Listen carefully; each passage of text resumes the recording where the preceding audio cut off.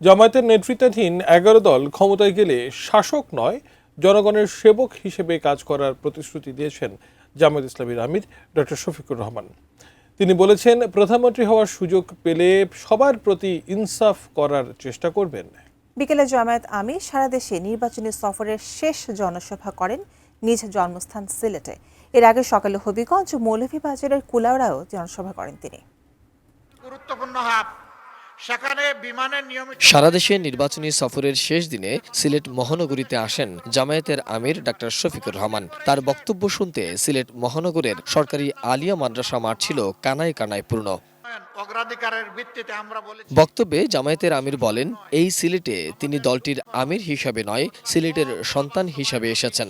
আগামী নির্বাচনে এ অঞ্চলের মানুষের আকুণ্ঠ সমর্থন কামনা করেন তিনি। এই সিলেটের আরো বহু বঞ্চনা আছে।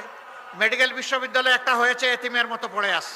আল্লাহ যদি এই জাতির খেদমতের সুযোগ আমাকে দেন, আপনাদের দায়িত্বটা আপনারা নেন, আর আপনাদের দেওয়া আমানতের দায়িত্বটা আমাকে দেন। নতুন বাংলাদেশ গড়তে এলো জুলফিকার স্টিল। জুলফিকার স্টিল, ইস্পাত দৃঢ় অঙ্গীকার। জামায়াতের আমির বলেন, কে প্রধানমন্ত্রী হবেন সেটা আল্লাহ নির্ধারণ করবেন। এখানে বলা হয়েছে আগামীর বাংলাদেশে শফিকুর রহমান প্রধানমন্ত্রী হতে পারেন। এটা আল্লাহ ভালো জানেন কে হবেন না হবেন।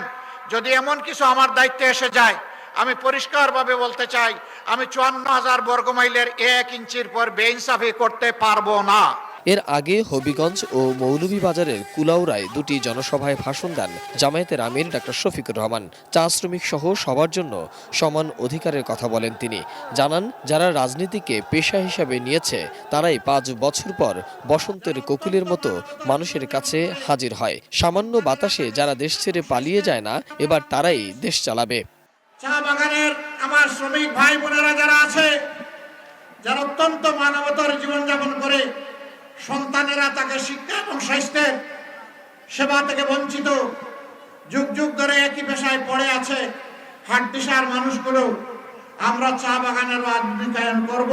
শুধু নির্বাচিত প্রতিনিধি নন, তার পরিবারের প্রত্যেক সদস্যের আয়ের হিসাব দিতে হবে।